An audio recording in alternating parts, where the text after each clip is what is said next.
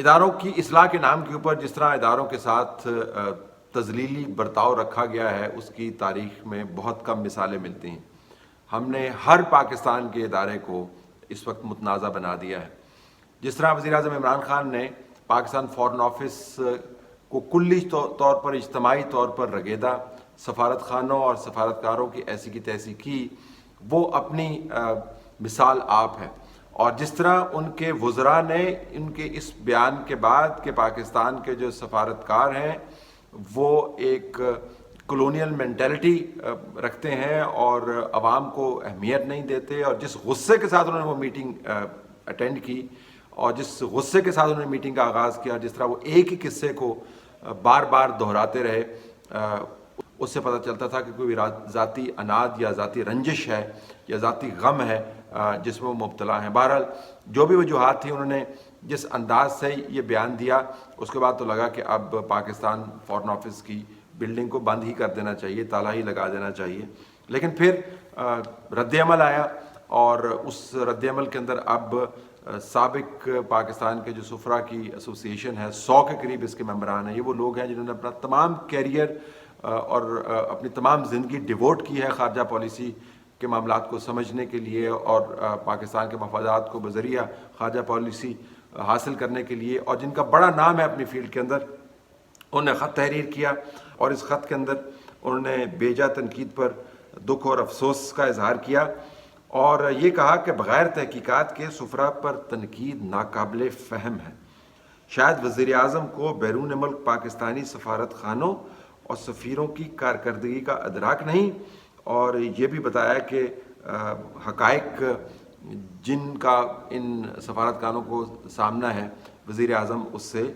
ناآشنا ہیں. اس کے علاوہ اور بھی بہت ساری باتیں کی گئی. بتایا گیا کہ جو کتنے کم لوگ ہیں جو پاکستان کے سفارت خانوں کے اندر ڈپلائیڈ ہیں. 500 کی فورس ہے، 120 کے قریب پاکستان کے اندر موجود ہیں، باقی جو ہیں وہ دنیا بھر کے اندر پاکستان کے سفارت خانوں میں ڈسپرسڈ ہیں. بہت ساری باتیں کی گئیں، لیکن یہ بڑا دلچسپ ہے کہ جو 100 سابق سفرا کی تنظیم ہے جس کو انفارمیشن منسٹر فواد چودھری کہتے ہیں، یہ چند بابوؤں نے خط لکھا ہے. انہوں نے کلی طور پر عمران خان صاحب کے ان بیانات کی شدید قسم کی مذمت کی اور بتایا کہ وزیر اعظم کو حقائق کا علم نہیں ہے. خیال یہ کیا جاتا تھا کہ وزیر اعظم اس بیان کے اوپر ڈٹ جائیں گے، لیکن وزیر اعظم نے ایک بہت بڑا یو ٹرن لیا جب ان کو احساس ہوا کہ کس طرح ہندوستان میں تمام تر جو کووڈ کی تباہی ہے اس پر خبریں بننے کے باوجود پاکستان کے اندر سے وزیر اعظم کی طرف سے ہمسایہ ممالک ہندوستان سمیت ان کی کارکردگی کی تعریف اور پاکستان کے فارن آفس پر اس قسم کی تنقید کو بڑی خبریں بنایا. تو اس کے بعد وزیر اعظم نے یہ بیان دیا. پہلے تو یہ ایک چیز کہنا چاہتا ہوں کہ جو ہماری فارن ایمبیسیز ہیں اور جو ہمارا جو فارن آفس ہے، انہوں نے بڑا زبردست کام کیا جدھر تک ڈپلومیسی رہی ہے. انہوں نے کشمیر کاز کو انہوں نے بڑا زبردست اٹھایا ہے. میں ایسے لگا کہ میں وہ اصل میں وہ لائیو نہیں جانا چاہیے تھا پروگرام، وہ صرف ہمیں تھوڑا سا اس کے ایکسیپٹ بھیجنے چاہیے تھے. تو ایسے لگا جیسے کہ میں سارا فارن آفس کوئی برا بلا کہہ رہا ہوں. ایسا نہیں ہے، زبردست کام کر رہے ہیں. یعنی 48-72 گھنٹے کے اندر وہ فارن آفس، وہ سفارتکار، وہ سفارت خانے جو کلونیل مینٹیلٹی کا اظہار کر رہے تھے اور جس کی سپورٹ میں تمام منسٹرز بات کر رہے تھے عمران خان صاحب کے اس بیان کی سپورٹ میں، اب وہ 48 سے 72 گھنٹے کے اندر بہترین کام کرنے لگ گئے. انہوں نے زبردست کام کیا ہے، انہوں نے کشمیر کے اوپر ڈپلومیسی بھی ٹھیک کی ہے. تو یہ جو تبدیلی ہے 72 گھنٹے کے اندر، یہ بڑی واضح ہے کیونکہ وزیر اعظم کو بتا دیا گیا تھا کہ ان کے ریمارکس سے نظام کتنا ڈیمیج ہوا ہے. جو فیڈ بیک وزیر اعظم کو دیا گیا اس فیڈ بیک کے پیش نظر ان کو یہ بیان دینا ہی پڑا. اور تو اور شاہ محمود قریشی نے بھی اس کے اوپر ایک تگڑا بیان دیا. میری نظر میں سب درست تھا. میری نظر میں اس ایونٹ کو جس طرح اس کی پبلک تشہیر کی گئی اس کی ضرورت نہ تھی. ہر چیز کے ان ہاؤس میٹنگ کے اپنے نارمز ہوتے ہیں اور ان کا احترام ہم پر لازم ہے. اور پھر اس کا کیا ہوا؟ بتنگڑ کس نے بنایا؟ ہندوستان نے بنایا. पाकिस्तान के मुखालिफिन ने उसको उछाला, वो पाकिस्तान के मफाद में हरगिज नहीं था, नहीं है। तो बिल्कुल मैं फॉरेन ऑफिसर्स की बैशिंग बिल्कुल नहीं होनी चाहिए, नहीं होगी इंशाअल्लाह। इस्लाह होगी, बेहतरी होगी, रिफॉर्म्स होंगे, बैशिंग नहीं। तो शाह महमूद कुरैशी साहब फरमा रहे हैं कि हिंदुस्तान को इमरान खान साहब के इस बयान की तशहीर से फ़ायदा हुआ। शाह महमूद कुरैशी साहब बता रहे हैं कि इस किस्म की जो पब्लिक तनकीद है या तजलील है उसकी इजाज़त नहीं दी जाएगी। ये बड़ी दिलचस्प बात है कि ये सब कुछ तजलील और तहकीर करने से पहले सोचा जाना चाहिए था, जब अल्फाज के दुर्रे रसीद कर दिए गए, जब लहू लहू कर दिया गया वजारत ख़ारजा को इस तनकीद के बाद, और उसके बाद तमाम मिनिस्टरान ने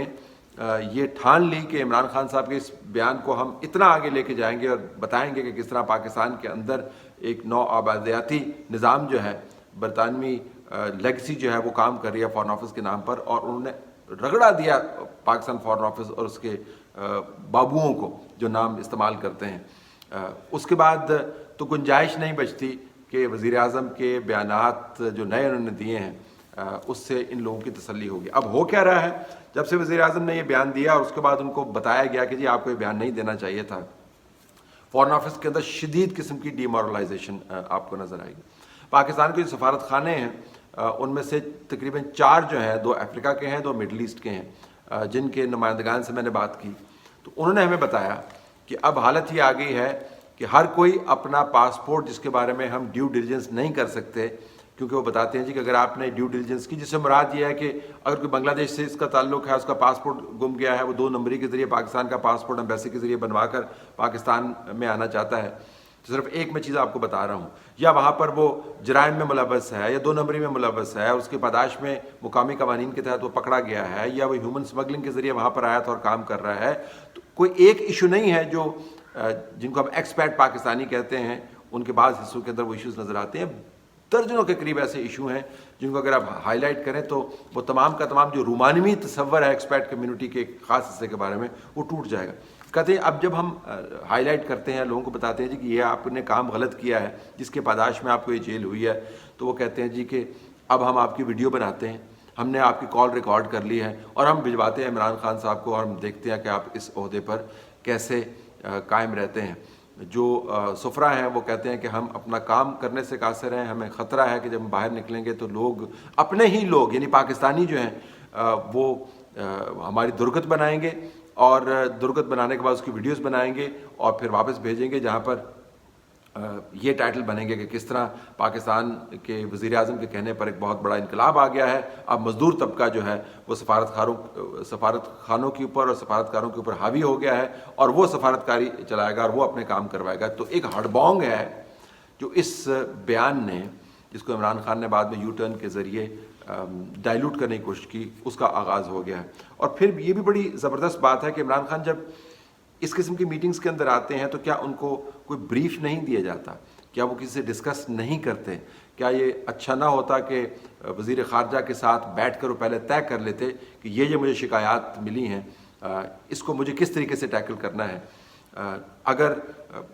घर से ही वो चलते हुए गुस्से में भरे हुए आते हैं और मीटिंग्स में आकर जो उनको बता दिया जाता है कि इस बंदे की ऐसी की तैसी करनी है, इस इदारे की ऐसी की तैसी करनी है, अगर यही रवैया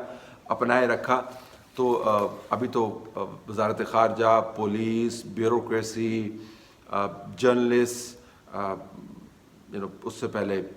स्टेट बैंक, FIA, SCCP, जब तक अपने बंदे वहाँ पर नहीं लगाए, सबकी ऐसी की तैसी हुई है। बाकी इदारे जो हैं जो चादक बच गए हैं उनकी भी बारी किसी न किसी दिन आ सकती है। लेकिन जो डैमेज हुआ है वज़ारत ख़ारजा के काम, वज़ारत ख़ारजा का प्रोफाइल, ये मानते हुए कि बहुत रिफॉर्म की ज़रूरत है, ये मत समझिएगा मैं कह रहा हूँ कि बिल्कुल सही काम कर रहे हैं, बहुत मसाइल हैं, 2-3 जगह पर आप पॉइंट आउट कर सकते हैं कि 2 नंबरियाँ भी हैं, मेरिट की वायलेशन भी है, लेकिन जिस तरीके से साबिक सफरा ने भी इसको पॉइंट आउट किया, जो रद्द-ए-अमल उनकी तरफ से आया, ये इशू फैला है एक आध बयान के ज़रिए और ये बताने के ज़रिए कि जी मेरे ख़्याल में आप ठीक काम कर रहे हैं और पहली तनकीद जो थी शायद उसकी तशहीर नहीं होनी चाहिए थी, ये असरात ज़ायल नहीं होंगे। काश इमरान खान साहब को ये बता दें कि इस मनसब पर बैठ कर बोलने के बाद नहीं सोचना, बोलने से पहले सोचना।